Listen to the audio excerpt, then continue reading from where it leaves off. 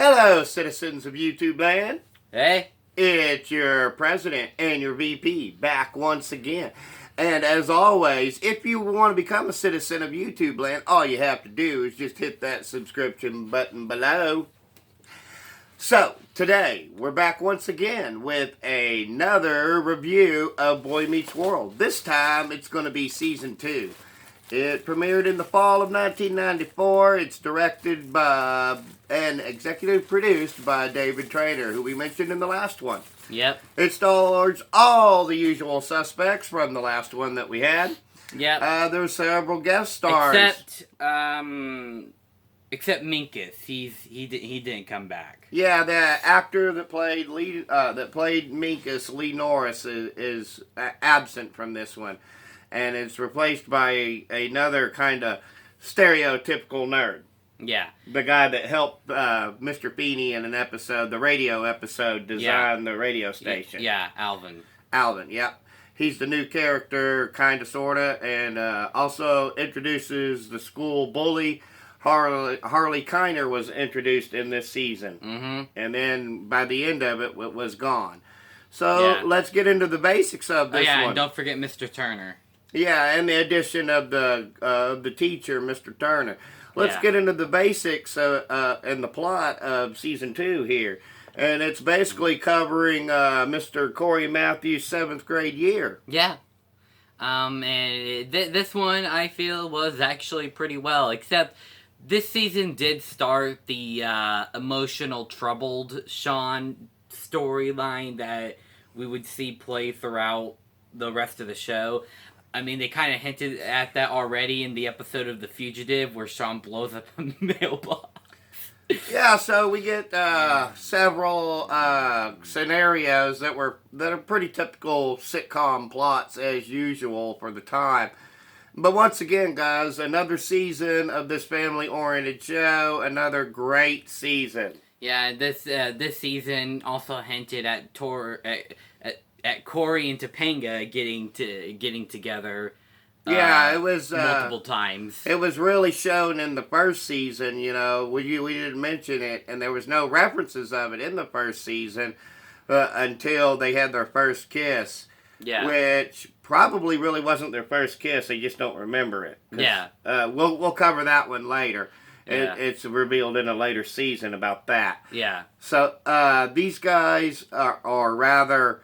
This season it's really good, guys. It is. It also introduces the two thugs, Frankie and Joey the Rat as well. Yeah, and Frankie's dad happens to be Big Van Vader. Yeah, guys, Big Van Vader, first appearance of him in the show. And what is interesting about it is that he's not in the WWE yet. This is WCW Vader. Yeah. So it also features Mick Foley as well. Yeah, but that's not till later. Yeah, later on in the show, we get Mick Foley, so can't wait for that. Well, we're kind of jumping ahead there a little bit. And also, I would like to mention that there was one line in this show that broke me and my dad here. Yeah. It goes along like Linda is telling what was her name, Stacy or something like that. Yeah. She's like he acts all sweet and innocent, and then Corey's like, I am innocent. I'm a newborn lamb. But that's the episode where, and it's kind of a typical sitcom plot for those of you who watch sitcoms regularly.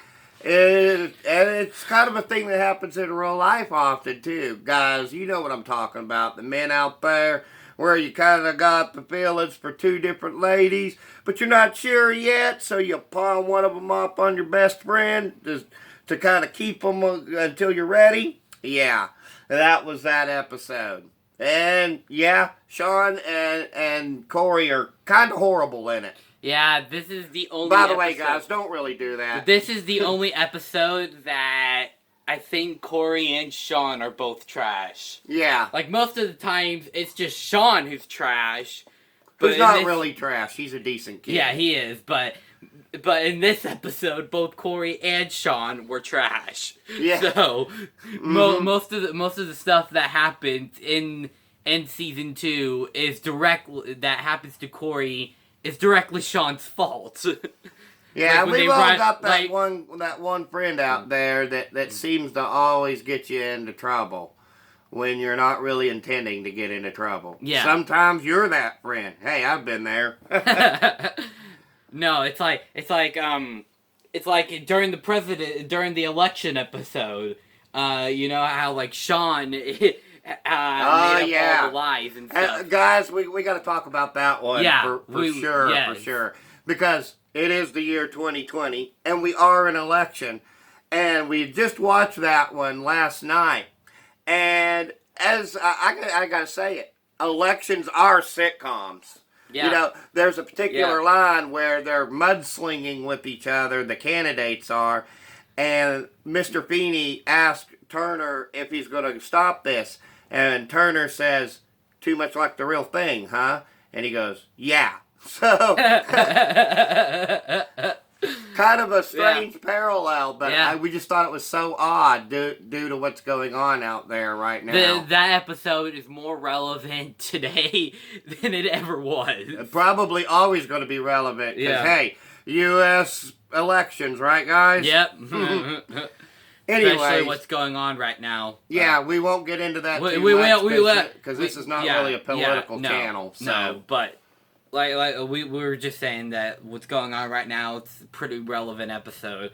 You know, heck, there's even an episode where they dive down into rumors and how it could destroy somebody's reputation. And stuff. That one's Seems like we've always had that, huh? You know, and this day and age, and with the internet age, of course, we have it even more relevant how just one tiny rumor about somebody can suddenly explode, and then before you know it, that person's reputation and life is put in jeopardy. And it didn't go that far in the episode, but it really did kind of do that kind of thing. Yeah, you know it affected Topanga the most than it did Corey, because, you know, like, with Corey, you know, he kind of just gloated it, but... Well, it was an implication, and we've been there too often in our lives. I mean, I haven't really been there on a personal level, but I've known the same kind of things to happen. And you know how it is when you're with your buddies, maybe not today, but those of you who are my age, well, to a certain degree, his age too. Yeah, you know how locker room talk is. Yeah, we kind of gloat about that kind of stuff, you know, how many girls we've... Yeah. Which, and they didn't even... There was no real implication that they had actually went as far as they thought they had, other than it was just, you know, kissing. Or rather, the episode was that they were putting the report together, and Topanga and Corey ended up falling asleep. Yeah, they tried to pull an all-nighter, but they couldn't, and they wound up falling asleep in the editing room. That's all that happened in the episode. And it's based off of the Shakespeare play, Much Ado About Nothing. People then took that too far, you know, and it's like that kind of rumor. If you guys have seen my 13 Reasons Why review, then you would know what that kind of rumor can do to a girl in high school's reputation like that. It can kind of be the same way. It flips on both sides of the coin. It doesn't really happen that often for us boys and men out there, but that kind of thing can be a thing too. I won't get into a personal story right now, but I can tell you about that a little bit later, maybe, guys, if you're interested in it. I have a personal story about that I can tell you about. Yeah. But I won't get into it right now because this is our review here. Yeah. And then later on in the season, after that, you know, then Corey, we don't see much of Corey in one episode because of the fact that he was sick at home with mono, apparently. Yeah. It was one of the few almost completely Corey-less episodes. Yeah, it was so weird to see that, because it's like, why? Where's Corey at? And then Corey's just at home in bed sick with mono. And then he actually winds up tricking Topanga to tell him how much she feels about him and stuff. Yeah. I don't know. Which then gets retconned. Which then it kind of retcons itself again when Sean, when Topanga asks Sean in the wrestling episode with Big Van Vader, she's like, where do you see Corey in 10 years? And then Sean's like, wait, aren't you meant to ask me that? And she's like, yeah, that's what I said. He's like, you like him. Right. And then she's like, no, I do not. Take that back. And so, but let's get on to the actual aspects of this season. It was really well directed, and all the actors were really, really good in their parts. And actresses. Can't forget about them. They were all really, really good. And the storylines were very heartfelt and touching. Yeah, especially in the final 2 episodes with Sean. You know, and a lot of it was about, you know, when you're starting to get to be that age, when you're 12, 13, 14 years old, you know, guys and ladies out there, when you're just trying to find yourself, you know, a lot of that's what this is about. Basically, the whole show is kind of about that, discovering who you are as a man or a woman in some regards, because it does follow, you know, Topanga's venture from little girl to young adult as well. Yeah. It's not quite as paralleled because it's focused almost completely on Corey Matthews, but it's a really relevant thing out there. Yeah. And these episodes still hold up. The references are a bit dated because we're talking about a show that this was the 1994 season, and we're now in 2020, so we're talking about 26 years ago, with references to videotape and things to that nature. I know you younger people out there, way, way younger people out there that watch us from time to time, maybe, you might be thinking, what is a videotape? Well, it's a form of media that you used to put in black rectangular tape that you would then put into a bigger that you then would put into a bigger black silver-ish box. I'm kind of going off the description of my grandparents' VCR here. You would put that into that, and then it would project a video onto the screen of your TV. Yeah, it would play actual film, guys. Yeah. And we don't get that today because we've got better technology, because obviously. The stuff that we use are DVDs. DVDs and Blu-rays. We actually own the 5th season of Boy Meets World. Yeah, we'll be adding that. You know, we'll be reviewing, when we get to season 5, we'll review that, plus we'll probably just do the entire DVD, and then maybe talk about the special features and stuff on it. Yeah.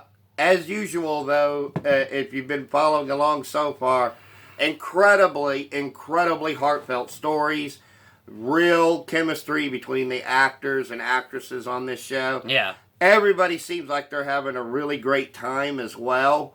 So, you know, go out there and check it out. If you have seen it and you think it's the absolute worst thing ever, because we always do these in here, I have to. It's part of the routine. You can say it like that. It's part of the routine. I have to. You can say it like this. Hey, don't censor me. First Amendment free speech, right? I don't care. You can say it like this. Stop, son. Oh, okay. If, as usual, as we do these things, you think that season 2 is the worst thing that you've ever seen in your entire life, and you could not bear to possibly watch it ever again, well, you're entitled to your opinion. And as usual, our opinions actually don't matter. Because we're just two idiots with a cell phone camera. As I said before, our opinions don't matter, except they actually do because we have a YouTube show. Except they actually don't. So, final rating for season 2, 5 out of 5 stars. What say you? 5 out of 5 stars. We found it on the Disney Plus app. For those of you who don't have it, that's where you can find it. Or you can possibly, if you just are interested in checking it out, you probably find it on DVD at any of your local retailer outlets. Oh, yeah. And this video is sponsored by our dream team from WWE 2K15, Celtic Awesomeness. You're welcome. Right. So, and remember, guys, spread the love, spread the love, spread the love. Peace and love from Denny and Son. We'll see Bye. you next time, where we will, in fact, be doing Spider-Man. I don't know. That kind of depends if we do. If we keep binge watching Boy Meets World, Dad. Yeah, we were stuck in quarantine. What else were we supposed to do?